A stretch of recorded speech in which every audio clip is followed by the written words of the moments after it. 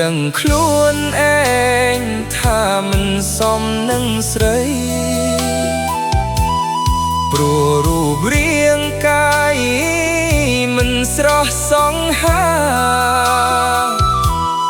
តែបេះដូង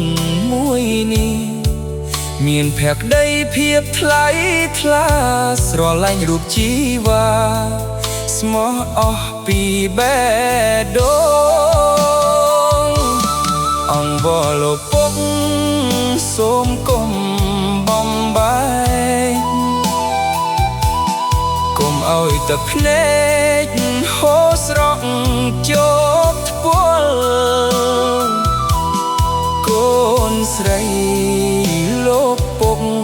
គឺជាដងហើមដែលខ្ញុំស្គាល់សូមលោកពុកយល់កុំឲ្យយើងត្រូវប្រត់គ្នាទោះបីពេលនេះខ្ញុំគ្មានទ្រព្យធនតែចិត្តអំណត់នឹងតស៊ូជានិច្ច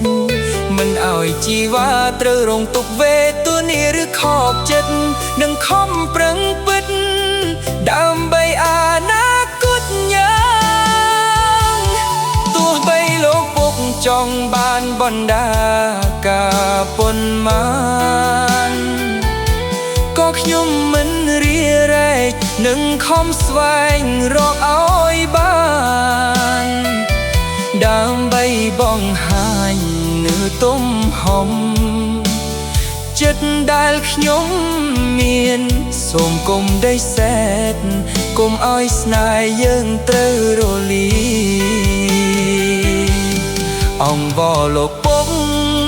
សូមកុំបំបែកកុំឲ្យទឹកភ្នែកហូរស្រក់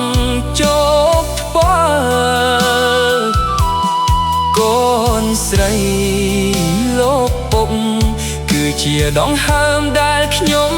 ស្គាល់សូមលោកពុកយល់កុំឲ្យយើងត្រូវប្រត់គ្នាសន្យានឹងលោកពុកថានឹងមើលថែនាងឲ្យល្អមិនឲ្យនាងយំ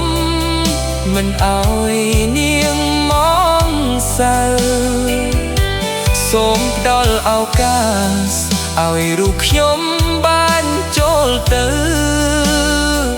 ក្បែរកូនស្រីពៅរហូតអស់មួយជីវិត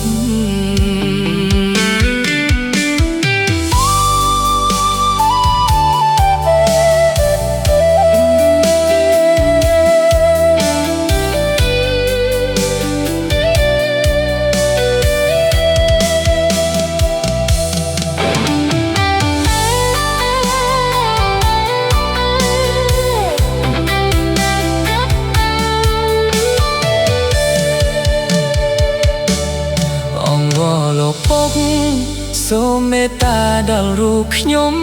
ផងកុំបំបែកស្នេហ៍យើងសូមត្រឹមតែឱកាសមួយ